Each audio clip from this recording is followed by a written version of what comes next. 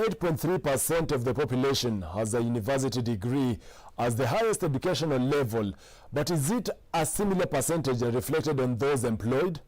As for Nancy, a third-year student at Kenyatta University, the proposed increment of fees, if implemented, will shatter her dreams. Our reporter Mariam Jahid tells us her story on how she is sustaining herself by foregoing her dreams to achieve her dreams. Take a look. We set out at around 10 a.m. in the morning. Our destination is in the outskirts of Kenya's capital, Nairobi, 27 kilometers away from the CBD. We are headed for Kenyatta Market, which is a walking distance from Kenyatta University. We are headed there to meet with Nancy Kahenda, a 25-year-old third-year English literature student at Kenyatta University. She is student by day and a guard by night. I am Mariam Jahid, and this is the Student Guard.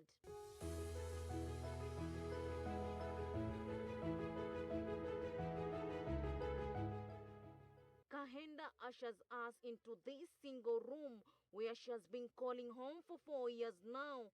She was preparing to leave for her classes before our arrival. She serves us water.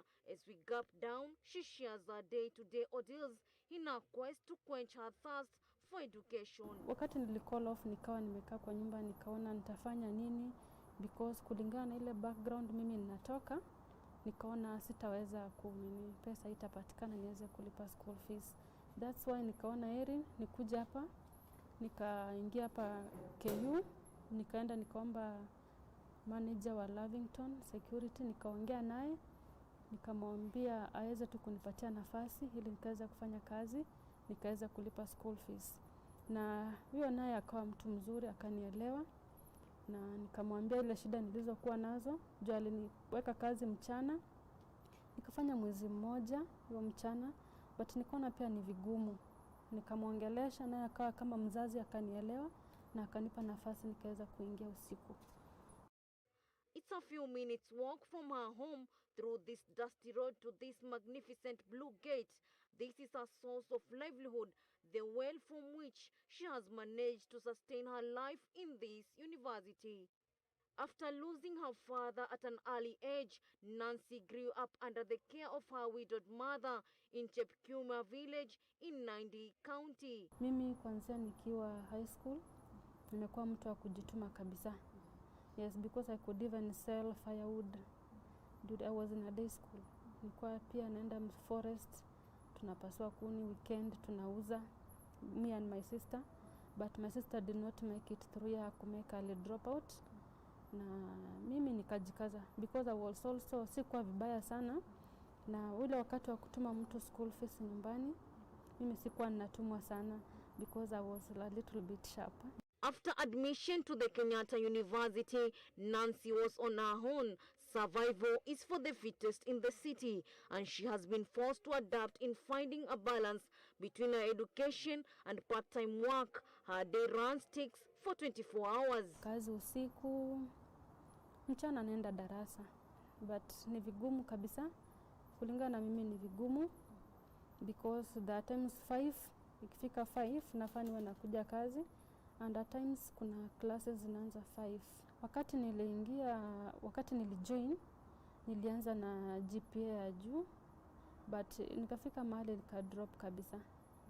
Niliweza kudrop, na hiyo kudrop sana ilitokana na mimi naweza sema ni kazi, kwa sababu unaona hiyo kazi, nasema kazi juu sometimes a lot of classes I do miss. Sababu class ya 7 asubuhi sitamake. That is one. Sitamake class ya 7 to 9 labda. Na tena at the same time class ya 5 to 7 jioni sitazimeka. So zile zenye naweza kumake na za hapa katikati tu during the day. Being a night guard for anyone in a city where people are at times robbed on broad daylight comes with its fair share of challenges. Sema kama hapa naweza pata unaogopa saa zingine, of which unajitahidi tu, yani unajikaza. Yes, umeogopa, but una otherwise unaona. Kuna wakati nimekuwa pale gate, nilipangwa main gate. Pale nifasi unajua wakiingia pale unaangalia ID yao. So unapata mwingine anakupata na kwambia, "Guy, wewe ni soja," unaona. Okay, utaipata vizuri, unaona. But sasa pia ukiwa class pia unaona sasa pia tena kule kuingiana na wao sana unakuwa na limits. Huwezi zoeana na wanafunzi wenzako pia juu tena unajua wewe ni mfanyikazi, unaona. According to her colleague and immediate supervisor, Nancy is a dedicated guard. Kwa majina naitwa Steven Obiero, nafanya kazi na kampuni ya security ya Lavington. Nancy Kahenda ni mmoja wetu, na wakati ni kazi ambayo ina changamoto hapa na pale, na kwa kuwa yeye ni mwanafunzi na pia tutafanya na yeye, wakati mwingine inaweza kuwa yuko na mtihani wa kufanya, nyingine inaweza kuwa yuko na darasa la kwenda, lakini wakati ule unapofika sisi huweza kumpatia ruhusa ama kumshikia aende afanye mtihani, akimaliza yarudi kazini.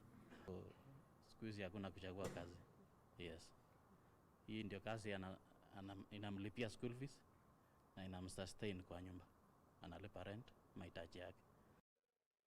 Education expert Jasper Omondi notes that a rising number of university students are dropping out of campus due to financial constraints despite government subsidies. So some of them will just drop out of school to go and look for money. And therefore the Higher Education Loans Board, the amount that is given to this particular students is not enough. That is why the government ought to review the amount of money that these particular students are given in university, because most of them are really suffering. And as I've hinted